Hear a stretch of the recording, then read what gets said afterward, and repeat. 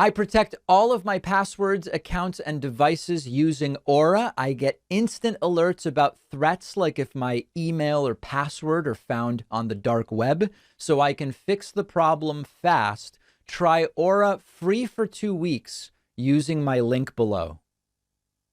This is a very sort of surprising way to start today's show, but there is now speculation that Donald Trump is in Washington, D.C., and may be getting arrested or indicted imminently. Now, it is speculative, but the speculation is based on a previously unannounced, seemingly last-minute trip that Donald Trump made to Washington, D.C. last night. Newsweek reporting, Donald Trump's surprise visit to Washington, D.C.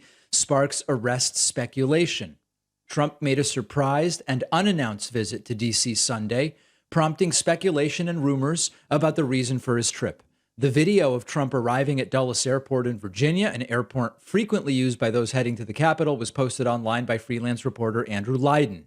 Trump can be seen getting out of a plane, heading into a vehicle. Trump appears to be wearing golf shoes and a white polo top. Now, we're getting into details that seem so trivial, but there have already been counterpoints that it appears to be his golf shoes, but those are not actually shoes Trump wears to golf. And thus the idea is he is not just showing up to golf or necessarily coming from the golf course. But Trump does stay at his golf courses when he travels around, if there's one available. And the motorcade then is believed to have gone in the direction of one of Trump's golf courses. Now, there is video of what took place, and there are a number of very strange things in the video. We're going to play it, see if you can spot some of them. Then I'll mention a couple of things that I noticed and that others have noticed as well. We see Donald Trump coming off the plane, holding something. Not totally clear what he is holding, and getting into a vehicle. Is making its way off. And then this is at 6:31 p.m. And then they drive away. One of the really, really strange things that was pointed out is that it sort of looks like Trump is carrying a bottle of ketchup. A bottle of ketchup, which is an extraordinarily strange thing for a president, former president, to be carrying. But it might be something else, could be a MAGA hat folded up, or who knows what it is. So there's a couple of different things going on here. First of all, do we really know why he's in D.C.? We don't.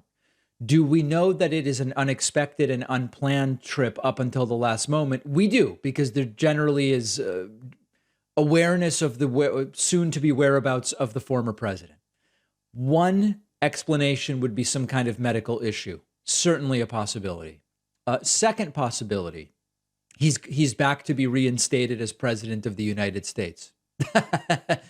Not one I believe is likely, but there are already the sort of Q people and conspiracy people that are speculating along these lines already. And number three is that it has something to do with the federal investigation against him.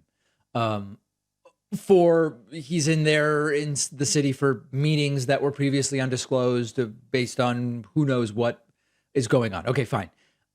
This is strange. There are a number of strange things here. And for people who understand sort of protocol and the amount of information that is known ahead of time about where Donald Trump plans to be, this is certainly unusual. Now, for those who are continuing to have this idea of the perp walk that at some point may happen if Donald Trump is indicted, I don't think it makes sense to hold our breaths for that. As I've said before, every indication that if indeed Donald Trump is going to be indicted, that there is going to be a sort of coordinated handoff involving Secret Service, and that there is not going to be the perp walk that many of us admittedly would love to see of Donald Trump at some point in time. But no shortage of the conspiracy people immediately jumping to, he is back to be declared president by, I don't know, the newly anointed King Charles III, or who the hell knows what.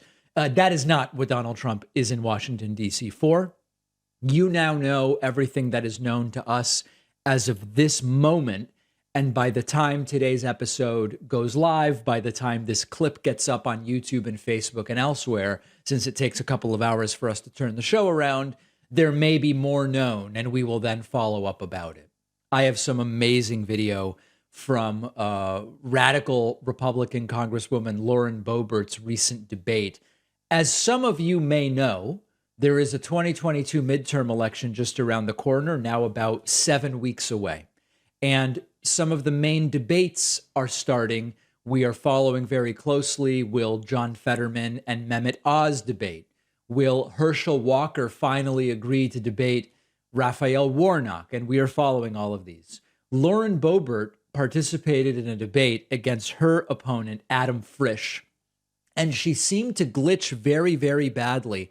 I don't know how many of you remember when Marco Rubio, during a Republican primary debate in 2016, repeated the same answer multiple times, almost like a glitchy robot. I don't know how many of you remember Kelly Loeffler with her radical liberal Raphael Warnock repeated line during her debates with Raphael Warnock. Lauren Boebert answering close to a dozen questions by talking about Nancy Pelosi and her con game. It is bizarre. The Boebert bot glitching badly. Check this out. Candidate Boebert, you have 3 minutes for that. Nancy Pelosi is running a con game in Washington, D.C. By the way, Nancy Pelosi is not Lauren Boebert's opponent, in case you thought maybe that's why she kept talking about Pelosi. Nancy's con game works like this. Fire Nancy Pelosi. Nancy Pelosi's... I'm Adam Frisch. I'm not Nancy Pelosi. I'm Adam Frisch. I'm not Nancy Pelosi. Nancy Pelosi plays, and it with Pelosi's con game. The Pelosi pushes this... But she will put a 2,000-page bill on our desks at midnight. Nancy Pelosi's con game, playing Nancy's con game to do it. Yeah. DC to play Nancy Pelosi's con game. It makes me terribly sad when Nancy Pelosi uses the thing. It meant more inflation, more borrowing from China, and Pelosi knows it. Pelosi's con games. This was a blank check, and... Okay, I'm Adam Frisch. I'm not Nancy Pelosi. There was no interest, and Nancy Pelosi is running a con game. Under Pelosi, Democrats are told the Pelosi con game in Aspen, and just like Pelosi, budget committee. And Nancy Pelosi will not, it's not time to help Nancy Pelosi. It is time to fire Nancy Pelosi. This election, say no to liberal extremists and their army of IRS agents. I'm Adam Frisch. I'm not Nancy Pelosi. I'm Adam Frisch. I'm not Nancy Pelosi. Okay.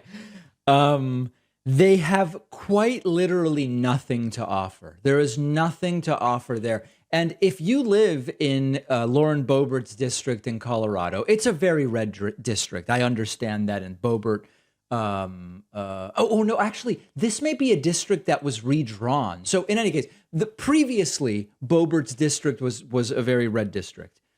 Fine. You don't like Nancy Pelosi, but don't you as a Republican in her district, Boebert's district, still want to hear some vision of what Boebert will do, even if it's things that I don't agree with? Don't their own voters want to hear, here are the types of regulations I'm going to try to get cut. Here's how I would change the tax code. Here are the types of projects I would support in order to bring dollars into this district. Like, it seems weird that even the voters in Colorado are so concerned with Nancy Pelosi in this way that this would be an effective campaign strategy. But the saddest thing about it is this stuff can probably work okay. In these highly weaponized electorates, when you have such a highly weaponized constituency as Lauren Boebert does, where they don't even really understand the types of things Lauren Boebert could be advocating for them, they have become propagandized to the point where her own voters believe the role of someone like Boebert, whoever is their member of Congress, is to do things like fight the Pelosi con job. We have such a lack of education and understanding of what these elected officials can even do for us that there was a time where the way that these debates would go would be a focus on the district. And sure, yeah, I mean, listen, Congress has a investigative role when it comes to whether to bring articles of impeachment, and Congress has an oversight role. Of course, they choose the Speaker of the House. Yes, but there was a time when what voters wanted to hear was their candidates' understanding of their district, not what's going on in Nancy Pelosi's San Francisco or in Washington, D.C. Understand what's going on in our district. Hey, you know what? In our district, we have a dozen bridges that are rated low, whatever, high risk of possible failure. Here are the 3 ways in which I'm going to take care of those bridges in our district so that all of your commutes to work are safer, so that we don't risk huge traffic interruptions when these and loss of life. We prevent loss of life when you and your kids are driving over. This is just an example. But there was a time where that was the approach. And the candidates would debate about, well, I would like to better our infrastructure this way versus the other candidate wants to better our infrastructure that way. I'm talking 30 years ago, at least. Okay. But that's the way it used to be. It's now, oh, Nancy Pelosi's con job. And this is something they've tried before with this stuff. It fortunately failed for Kelly Loeffler. But remember when Kelly Loeffler pulled this or tried to pull it against Raphael Warnock during that special election in 2021? The Democrats want to fundamentally change America, and the agent of change is my opponent, radical liberal Raphael Warnock. My opponent, radical liberal Raphael Warnock. Radical liberal Raphael Warnock. Radical liberal Raphael Warnock. Radical liberal Raphael Warnock. Radical liberal Raphael Warnock. Radical liberal Raphael Warnock is a socialist. Radical liberal Raphael Warnock. Radical liberal Raphael Warnock. Radical liberal Raphael Warnock. Radical liberal Raphael Warnock. Radical liberal Raphael Warnock. Anyway, it goes on from there. Now, fortunately, in that special election in Georgia, it didn't work. And there were some special dynamics, including, quite frankly, that Trump and people around him were saying it was all rigged anyway in Georgia in November. And that probably dissuaded a lot of Republicans from even going out to vote on January 5th in that special election. Because, listen, even their dear orange leader told them it's all rigged. Your vote essentially doesn't matter. So a lot of special things went on there. And so it didn't work for Loeffler. But this is not a new thing. And it has succeeded for them to some degree because their constituents accept it. They have come to embrace a complete lack of policy discussion, in exchange accepting things like, well, Warnock's a socialist and Nancy Pelosi's running a con job. Let's see how it works out for them in November. Next week on 9/19, September 19, we will be doing our next one-day membership special, folding in many new members into the ranks of membership, I hope. If you've been thinking, I would get a membership, but it's got to be a good deal. Get on my newsletter at davidpakman.com, and then next Monday, 9/19, you'll get an email from us bright and early in the morning telling you how to take advantage of this great membership discount. I've talked on the show before about how we have dealt with hacking, and it's a terrible feeling. You have to act quickly. The problem can get worse fast if you don't. And I now protect myself with Aura. Aura monitors my email addresses, passwords, bank accounts, credit cards, all of that stuff, and sends me alerts if anything has been compromised. It's identity theft protection and fraud monitoring all wrapped together. Aura continuously monitors the dark web looking for your private info. You get an alert as soon as something is discovered. Aura also does things like alert you if there are suspicious credit inquiries, if someone opens or tries to open an account in your name. I've gotten useful alerts from my Aura app, and I was able to act on them quickly. If you don't have a tool like Aura, I highly recommend it. And when you go to aura.com/Pakman, you will get Aura free for 14 days, which you can use to do things like see if your passwords have been leaked. The link is down below. Former Democratic Senator Al Franken appeared on CNN alongside Republican strategist Alice Stewart to talk about the Supreme Court's decision to overturn Roe v. Wade and the political orientation of the court. And I have not seen anything like this in a very long time. Al Franken turned Alice Stewart into a sputtering mess over the issue of Republicans holding up nominations, including that of Merrick Garland. And it's truly a pleasure to watch. And, you know, one of the things we've been talking about on the show is Democrats need to be on the offensive. Gavin Newsom said Democrats need to be ruthless. And I completely agree. We need more like this, because when you actually don't allow them to squirm away from direct questions, like when else was this strategy used to deny nominees a hearing other than for Merrick Garland? Alice Stewart completely implodes. This is so well done. Take a look. A week before the election, that destroyed the legitimacy of the court. Alice, what do you think? Did Chief Justice Roberts sort of, I mean, he sort of ignored some of what Al is talking about there, and that there is a tremendous amount of controversy as to how this court got tilted in the direction of the far right. Just to throw a little accuracy in some of what Al said there. Look, the Merrick Garland was held up because we had a divided government. We had a Democrat in the White House, and we had Republicans in control of. That's not what was said. That's not what McConnell said.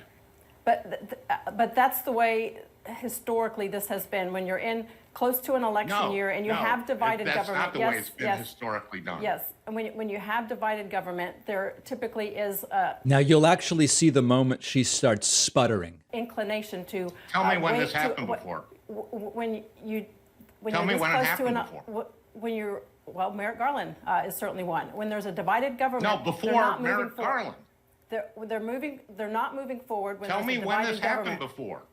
Al, I'm telling you, this is what the Mitch Tell me McConnell when it said. happened before. I can't. You said this give is you what an happened historically. Tell me when it happened before. Look, this is the way that the Republicans When? went.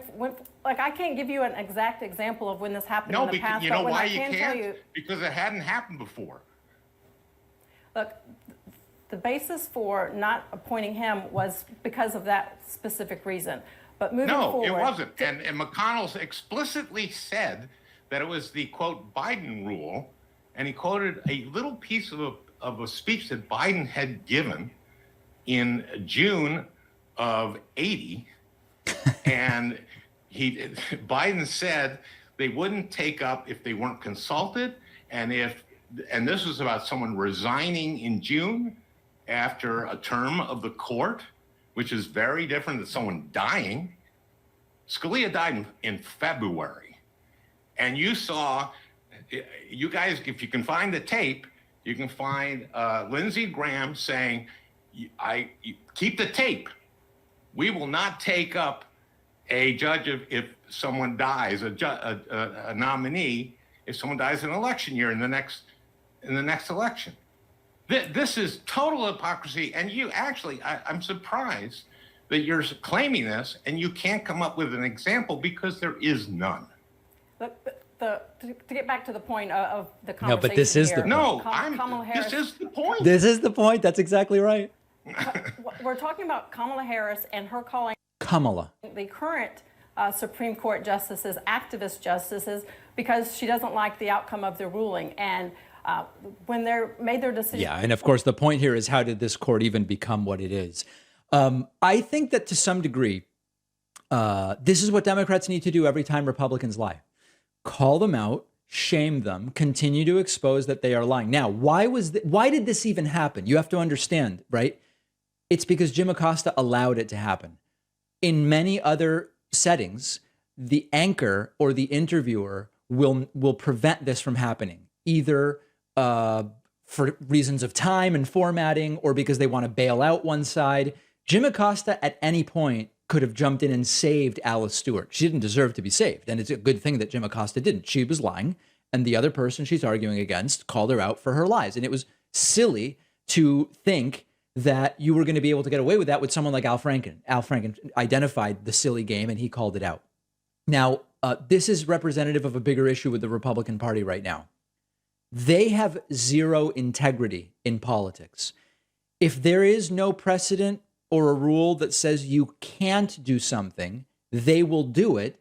And then they will say that's the precedent. I mean, think of I want to stop short of calling it evil genius because it's these things aren't really that smart. They work because the system tolerates them and the people tolerate them, and maybe we shouldn't. But the idea here is she says, okay, well, we did this thing with Merrick Garland. And Al Franken says, but what's the precedent for that? And she says, well, it happened with Garland. Right. No, but what's the precedent at that point? What was the precedent?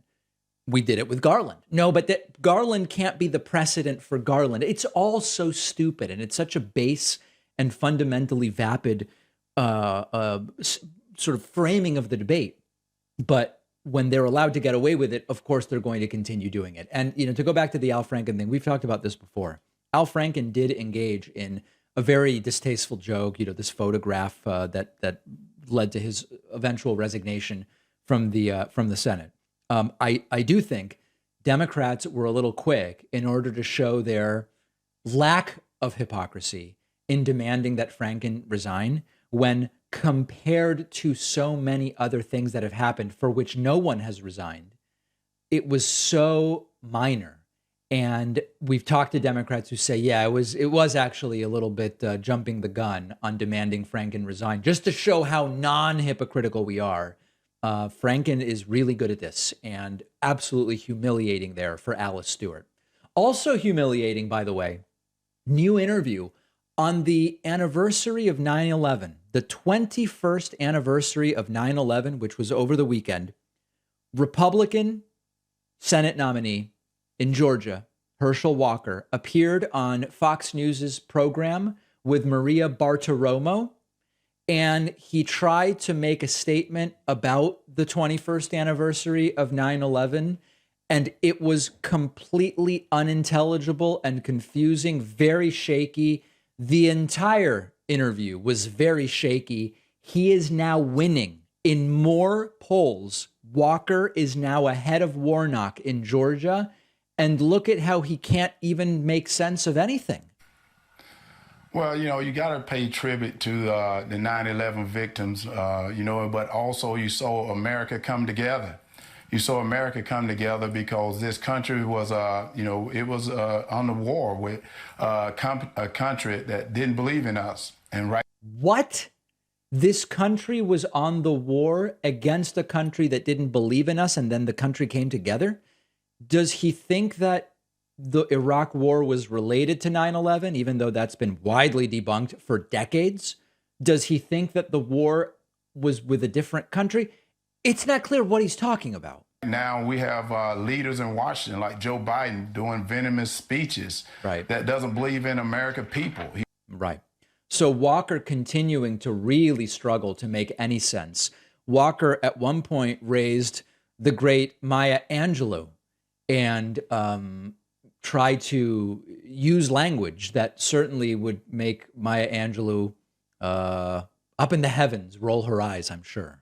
For this country, I'm fighting for Georgia, because if we give up that seat, and I know Maya Angelou said it, when somebody tells you who they are, believe them.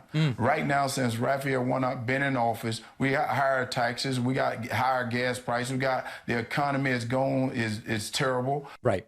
We have almost full employment. We have gas prices seeing one of their fastest declines in a long time. The gas price increase had nothing to do with Warnock. The gas price decrease has nothing to do with Warnock. And then as far as taxes going up, there has not been a tax reform where, quote, taxes have gone up in the vague and overarching way that Herschel Walker is talking about. Just none of it makes sense. During the same interview, Walker saying 70% of drugs go through Atlanta, Georgia. Tell me about the issues and what needs to be done regarding the border and crime. Well, one of the things that people don't know, Georgia's not a border state, but 70% of the drugs coming into this country goes through Atlanta, Georgia. And that's something that my opponent don't want to address. Well, he's not addressing it because there's no evidence that it's true. It's really unclear what Walker means by 70% of drugs coming into this country go through Atlanta. I researched it. Under any of its possible meanings, I was unable to verify that claim.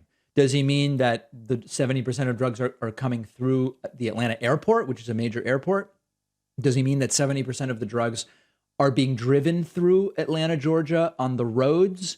By no possible definition was I able to verify that. And then lastly, Walker with, I think that this is a transphobic statement, but it's not even really clear. That's something that my opponent don't want to address. He don't want to address the border. Have you noticed that it seems like everyone on the left don't want to address the problem, this economy, crime. They don't want to address.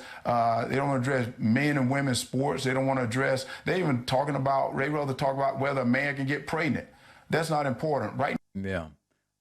He really has a way with words, but I don't know what the hell he's talking about. And he is increasingly winning his race. Can you believe that? If we look at the latest polling data, the last 3 polls have Walker ahead. The last 3 polls have Walker ahead. This is a guy who should have 0% support. But our electorate and particularly the electorates of states like Georgia to some degree, particularly among Republicans in Georgia. Horrifying, weaponized, propagandized individuals. It's scary stuff, extraordinarily scary stuff. John Bolton and Michael Cohen both speculated that Donald Trump likely moved at least some of the documents the FBI wanted to a different golf club. And it is now increasingly looking like that may well be the case. Did Trump transfer documents to Bedminster? That's another one of his golf clubs. Ex-FBI official floats the theory. Peter Strzok had a very interesting tweet thread over the weekend where he said, better check Bedminster. On May 6th, NARA emails Trump to say material is missing and maybe at Mar-a-Lago. That we know. This is part of what ultimately led to the raid. On May 9th, Trump gets on a private plane from Palm Beach to Bedminster. On video, several boxes are seen loaded onto the plane. That is indeed true. You see in this picture, there are boxes being loaded onto the plane. Okay, but we don't, the boxes are boxes. There could be, just Sudafed in there. It could be anything. Peter Strzok goes on to say, does the type and brand of box look familiar? Well, yeah. I mean, it does look like the exact type of box that is pictured in the image of Donald Trump's office where the documents were found. Great visual, says Peter Strzok, though number one might be 2 stacked boxes, meaning 9, not 8 boxes. Good example of harm to national security from waiting to use Mar-a-Lago classified documents. ID and interview these folks, compare their fingerprints to those on the seized documents and empty folders. And certainly when you look at this video, you do see a lot of boxes that look identical to the ones that were carried out, that were photographed in Trump's office being carried onto the plane. That is absolutely true. Now, it is speculative. This is a speculative case, but it makes perfect sense. And remember, Trump's own former national security advisor, Michael Bolton. It would be like Trump to have Michael Bolton as his, what happened there is Michael Cohen and John Bolton. It's a portmanteau. Michael Bolton, the singer. John Bolton, Trump's former national security advisor, said he probably moved documents elsewhere. Michael Cohen, who knows Trump well, said he probably has documents elsewhere. These are likely not all the documents. Then we find empty folders marked top secret. And of course, Trump didn't take empty folders. At some point, they had something in them. And where the documents are remains a question. We don't know for sure, but as we build up a picture of what took place, we see that the likeliest scenario, the simplest explanation, is that there are documents elsewhere, somewhere, and now it's a matter of finding them. We'll have the clip I played of the boxes being loaded. If you're just listening today, we'll have that clip on our Instagram. Find us on Instagram at David Pakman Show if you want to take a look for yourself. Don't forget that the best way to support the David Pakman Show is by becoming a member, which gives you access to the daily bonus show, the regular show with no commercials. You also get access to our entire archive of every episode dating back a really long time and plenty of other awesome membership perks. Go to joinpakman.com and use the coupon code BETTER21 for a huge discount. Joinpakman.com. Well, this you have to see to believe, or maybe not. Donald Trump wants you and me, taxpayers, to pay for his bogus special master that never should have even been granted. So let's back up and I'll tell you what's going on. Business Insider headline: Trump wants to split the cost of the special master with the government, but the DOJ wants him to pay for it. A judge granted Trump's request for a special master, but the DOJ has appealed the decision. Now, remember, Judge Eileen Cannon granted Trump's request for a special master. A special master would take control of all the documents seized from Trump's Mar-a-Lago, would review them, and would see, are there documents here that shouldn't be part of the FBI investigation because they are in some way privileged? Are there documents here that shouldn't be part of the investigation, maybe because they contain medical information or whatever the case may be? That granting of a special master has been found by legal experts who have weighed in to be absolutely absurd and raises major questions about Judge Eileen Cannon. Fine. But then we get to the question of who's going to pay for this. A new court filing shows the two sides disagree over who should pay for the special master. The government said Trump, as the party requesting the special master, should bear the cost. But Trump wants the government to split it with him, even though the DOJ does not agree. The filing also outlined disagreements between the government and Trump's legal team regarding how the entire special master process would unfold. No surprise there. Trump's team proposed to split evenly the professional fees and expenses of the special master and any professionals, support staff, and expert consultants engaged at the master's request. But the Justice Department has already started reviewing the seized materials, doesn't want a special master appointed, and disagreed. The government's position is that as the party requesting the special master, plaintiff should bear the additional expense of the special master's work. This actually could be, so hypothetical, if Judge Eileen Cannon is coming around to the fact that her decision to grant the special master was the wrong decision, if she's coming around to that, this could be a way to get out, because we know Trump doesn't pay for stuff, and the decision could be made, you pay for all of it or there's no special master. That would be one thing that to look at that would be interesting. But the whole premise of Trump's argument and the judge ruling with him is that his documents must be protected and sorted through. The government doesn't have such a concern. If the government believes that they were authorized to obtain the documents, that everything was done on the up and up, all of those things, and indeed, remember that classified and top secret documents, those aren't Trump's documents. Those are government documents.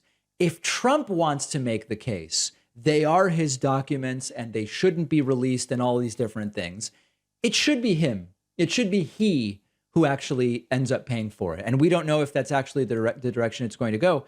It doesn't make sense that Trump gets to dictate to the government what of its own documents, because remember, as William Barr has said this, who else has said, so many Republicans have now said, these aren't Trump's documents. These are government documents. These are the people's documents, for lack of a better term.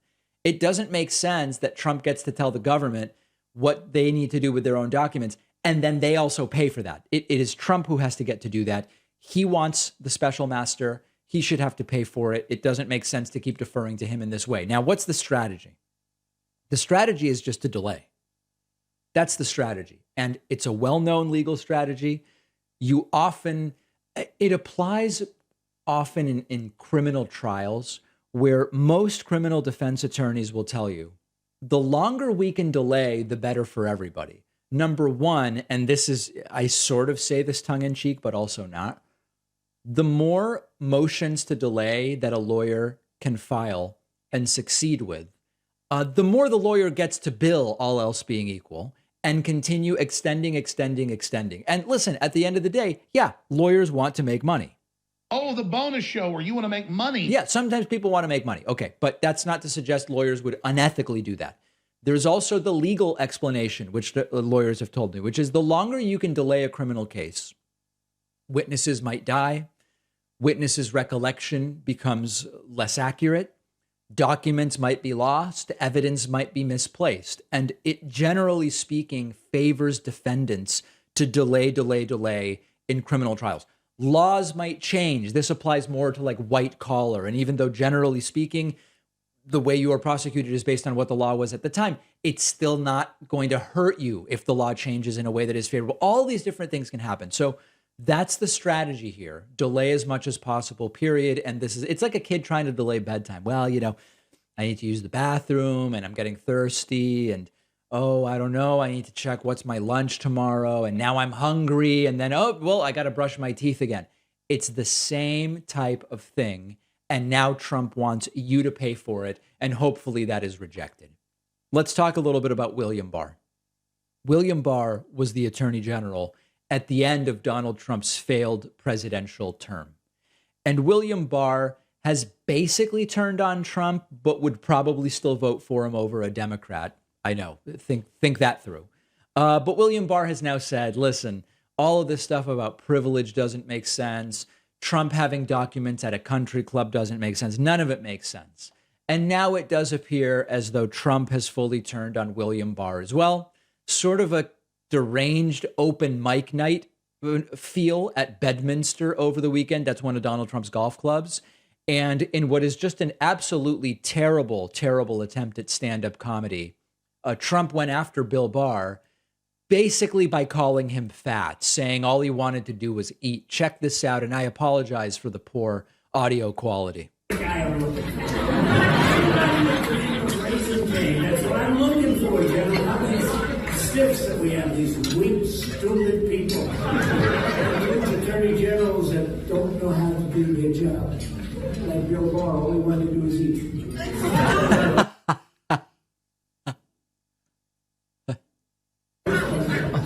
So we have too many of these people, call them rhinos, call whatever you want to call them. I said, General, I think I'm in love. Let's go. And he had another general, he had a sergeant, like a drill sergeant. Yeah. What's crazier? The things that Trump says, like my attorney general was fat, even though, by the way, Trump doesn't exactly look like he's missed too many meals, or the fact that the cult members laugh as if this stuff were funny, as if this stuff were fun. Both are kind of weird.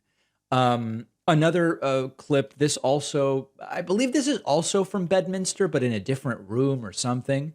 Here, Trump is already suggesting that Sarah Huckabee Sanders, who's running for governor of Arkansas, and yes, she's the daughter of former Arkansas Governor Mike Huckabee, Trump already is floating that Sarah Huckabee Sanders is going to have the election stolen from her due to this ubiquitous and ever-present fraud. I bought a Trump tie. Can you believe that? Is that right, Mike? And I said, I love this guy. I love this guy. But Mike has been a friend of mine from the beginning, and his daughter, as you know, and I give Janet the credit. But, and they're both here, by the way, two incredible people. But his daughter is just an exceptional person. Yeah. An exceptional person. And when you see what they have right now, feeding us the information, and then you compare that with Sarah, it's not even believable. She was so incredible, and she took abuse, and she gave it back when necessary. But she took tremendous abuse, and they were nasty right from day one. Terrible. But there was nobody ever like her. Now she's going to be, well, I mean, we don't want to talk, there still is an election in November, Mike, right? You know, so she still has to win it. They say pretty routine, but there's nothing routine in politics, Mike. You know, maybe those votes don't come in. Maybe they find a couple of million votes like they did with us. You know? There'll be a big dump at 3:02 in the morning in the state of Arkansas. More dumps. Millions of votes will be found, and she will have lost by 100 votes. No, I mean, it's not going to happen, but she still does have an election, so we have to remember that. But she's an incredible person. Yeah. Now, Trump is right. It does seem like it's that the Arkansas gubernatorial seems like it's mostly going to be a formality. Doesn't look like a Democrat's going to take that one. But this is the constant undermining of confidence in our election systems. And there's nothing concerning happening in Arkansas, period. There's nothing concerning happening in Arkansas as far as the election goes. It's an extremely red state, and Sarah Huckabee Sanders will probably win. But in some other places that are slightly less red but slightly less red, we've already seen Democrats win. And they immediately say that there's fraud. There is no evidence of fraud. It's that we do have a unique situation where many Americans are completely sick and tired of these Republican nuts. You have many Americans who are seeing Roe v. Wade, nothing done on gun safety, nothing presented as far as policy, just attacking Democrats, attacking liberals, on and on and on. And they're sick enough of it that independents primarily, but some Republicans are choosing to vote for Democrats and turning out in greater numbers. And so we've seen some relatively surprising Democratic wins early so far. And we will see what happens in November. It's not even a question. They're going to do the voter fraud routine again. There's not even a doubt. Sarah Palin has already done it in Alaska. Carrie Lake did it in Arizona. Interestingly, nobody's saying there was fraud where Liz Cheney lost her primary in Wyoming. Very interesting. I wonder why that is. Incredible. With years of fraud in every race, suddenly the Wyoming primary for Liz Cheney was totally clean. Well, what can you do? Must be some explanation for that. But they're going to keep doing this. And it's totally plausible it will again lead to violence at some point in the future. Horrible stuff, and they do it so casually. It's very anti-American. If you value what we do at the David Pakman Show, remember to support us on Patreon. Go to patreon.com/David Pakman Show, where you can get access to behind-the-scenes videos, the daily bonus show, the commercial-free daily show, as well as special discounts on merch, including hats, hoodies, mugs, and t-shirts. You can support the show for as little as $2 a month. Check it out at patreon.com/David Pakman Show. We're going to take a quick tour through sort of a new level of depravity for radical Republican Congresswoman Marjorie Taylor Greene, and she's as disgusting as she is hypocritical. Remember all of Marjorie Taylor Greene's My HIPAA stuff, where somebody would ask her, hey, are you vaccinated? And she would go, well, that's my HIPAA. And of course it wasn't. HIPAA relates to the transmission of medical data by medical professionals and providers and insurance companies and associated organizations. If a reporter goes, hey, are you vaccinated? It doesn't violate HIPAA, but we now have Marjorie Taylor Greene sharing the medical information of a child. Now, we're going to look at an article from LGBTQ Nation. There's nothing really concerning in what I'm going to show you, but there are like sort of very mild medical pictures that are going to come up as part of what Marjorie Taylor Greene tweeted, just as a heads up. Marjorie Taylor Greene shares child's medical photos in bizarre anti-trans rant. It's not clear the Congresswoman even knows what the photos show, but she's sure they show a minor, and she shared the pictures anyway. Okay. Marjorie Taylor Greene shared pictures of one or more minors on Twitter in order to attack the family of a possibly transgender young person. This child is not old enough to vote, buy cigarettes, or watch an R-rated movie, but they let her choose to have them cut her breast off, she wrote while sharing a tweet with two pictures. One of the pictures shows a girl in her early teens fully dressed. The other shows a young person in their late teens or early 20s shirtless after what appears to be a double mastectomy. My Protect Children's Innocence Act will stop this, she wrote, referring to a bill she introduced last month. Greene retweeted anti-trans activist Chloe Cole, who wrote reality check, nothing is okay about this. Okay, so the pictures are here. Okay, there's really nothing. There's almost nothing that we can see here. On the left, again, it's a picture of what appears to be a young woman. And then on the right, you can't even really tell if it's the same person. You can't really tell anything about it. There's someone with Band-Aids over their nipples. And there's a scar, and there could have been a double mastectomy there. We don't even really know who this is or what it is. But Marjorie Taylor Greene's belief is that it's all the same person, and that at least in some of these pictures, maybe all, this individual is a minor. Now, what's called gender-affirming surgery is not performed on minors, writes LGBTQ Nation. In fact, the oft-repeated claim was rated false by PolitiFact. Nevertheless, the idea that children's hospitals are performing gender-affirming surgeries on young children has gained traction on the far right, leading to harassment and death threats against pediatricians. Okay, I don't even care about that part because we've covered that part before. This is not a HIPAA issue. What Marjorie Taylor Greene did here is not a HIPAA issue. HIPAA relates to medical professionals and related organizations sharing information about patients. But if Marjorie Taylor Greene is concerned with medical privacy to the point where when she's asked by a journalist, are you vaccinated? She goes, that's my HIPAA. You don't get to ask me that. Then she really should care about this. This should be wrong based on her own apparent moral compass. There is no such thing as a low below which this woman will not stoop. She's a horrible person. I hope that there are consequences for this. These people offer nothing substantive. And as we talked about earlier in the show, when Lauren Boebert, during her debate against her opponent in Colorado, mentioned Nancy Pelosi's con job a dozen times, part of it is that stuff works to some degree with their electorate because their electorate is so weaponized. The other part of it is they don't actually have anything substantive to offer. Marjorie Taylor Greene doesn't offer any policy.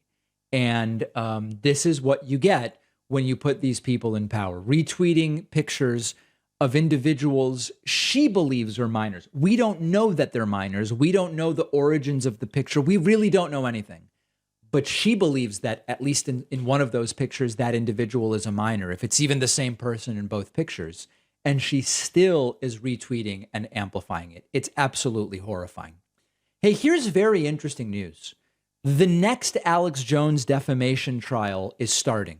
Now, I know many of you are probably thinking, David, we just had the defamation trial. What do you mean? Alex Jones, there was a judgment against him for $50 million. You interviewed me. I interviewed the attorney, Mark Bankston. Well, remember, Mark Bankston told us that was only the first of many trials. And the Associated Press is now reporting trial set to begin for Alex Jones in Sandy Hook case. A month after losing one nearly $50 million verdict, conspiracy theorist Alex Jones is set to go on trial a second time for calling the Sandy Hook Elementary School shooting a hoax and causing several of the victims' families emotional and psychological harm. A 6-member jury with several alternates in Connecticut will begin hearing evidence Tuesday on how much Jones should pay the families, since he already has been found liable for damages to them. The trial is expected to last about 4 weeks. Last month, a Texas jury ordered Jones to pay $49.3 million to the parents of 6-year-old Jesse Lewis, one of 26 students and teachers killed in the 2012 shooting in Newtown, Connecticut. Jones' lawyer said an appeal is planned. This is going to get really bad. This could be the end of Alex Jones and InfoWars. And I have to tell you, the world would be better off if that were the case. The Connecticut case has the potential for an even larger award than the $50 million because it involves 3 lawsuits, which have been consolidated, that were filed by 15 plaintiffs, including the relatives of 9 of the victims and a former FBI agent who responded to the shooting. This is going to be a really big deal. And the best and most fair, if we want to talk about justice, the most just thing that can happen here is for Alex Jones to have to pay all of these victims for what he did. And this may end InfoWars. That's true. At the same time, Alex Jones immediately started fundraising on the last verdict.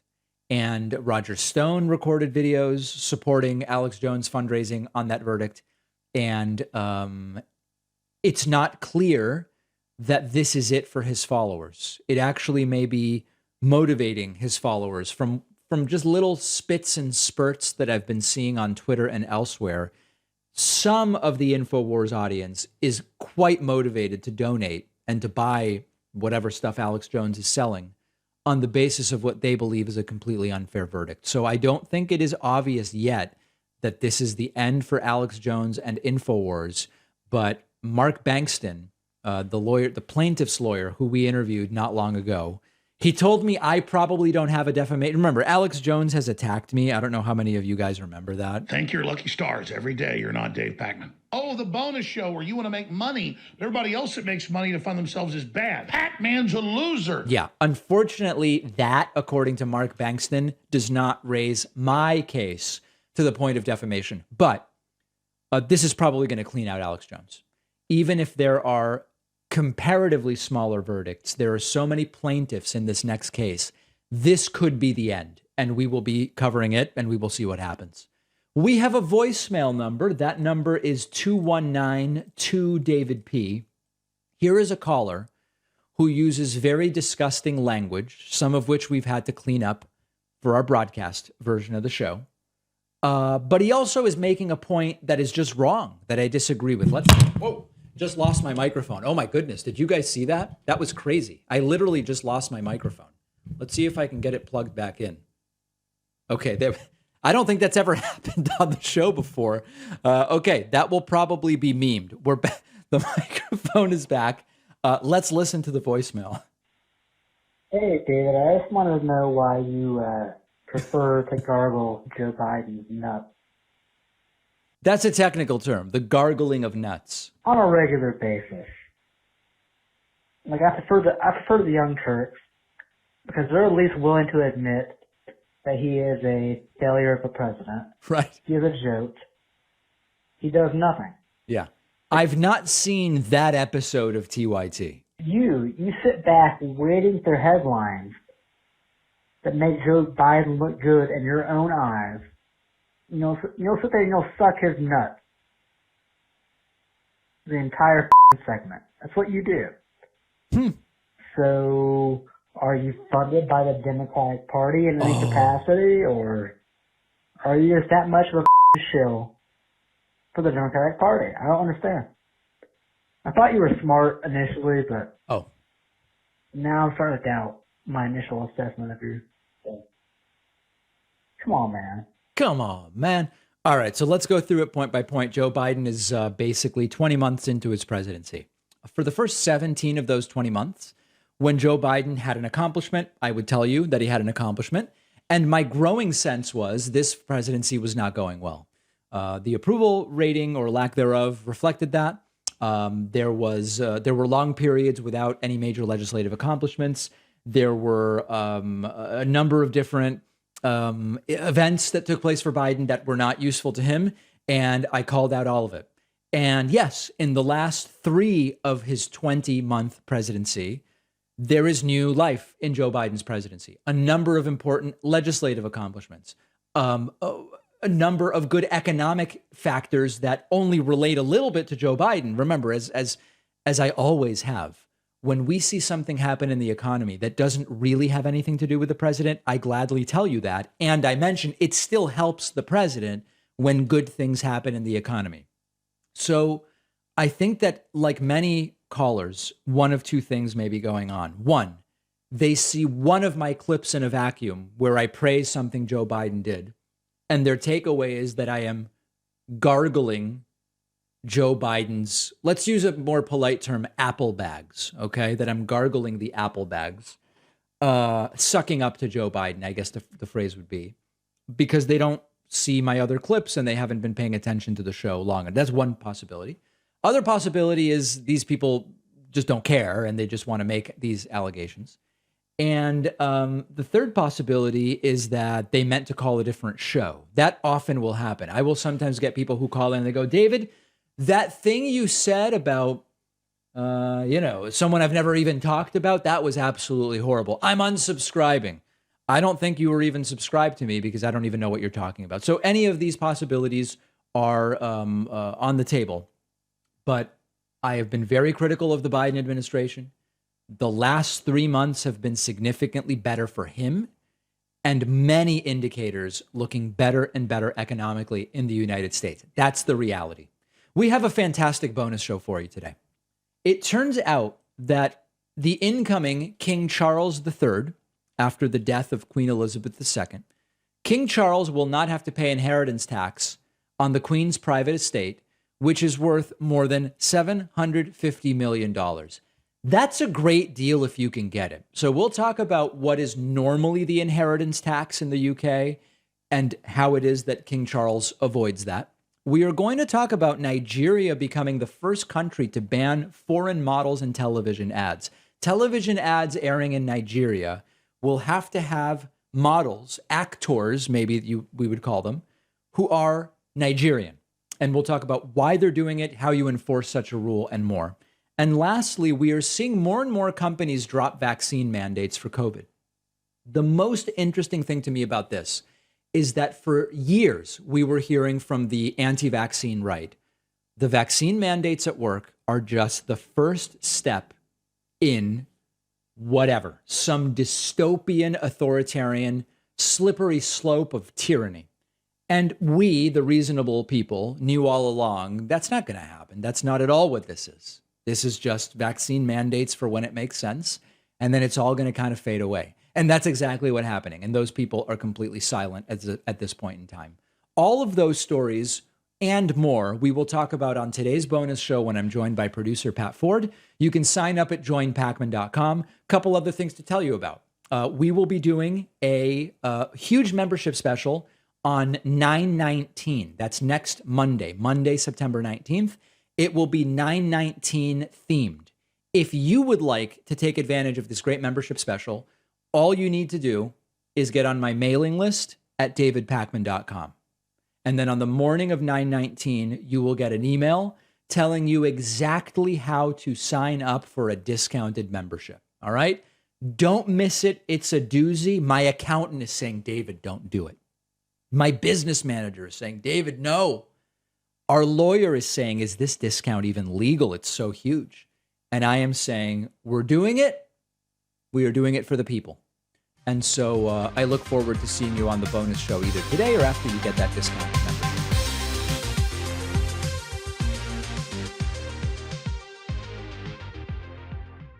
Thanks a lot for watching today's show. I just want to take a second to tell you about today's sponsors. I protect all of my passwords, accounts, and devices using Aura. I get instant alerts about threats, like if my email or password are found on the dark web, so I can fix the problem fast. Try Aura free for 2 weeks using my link below.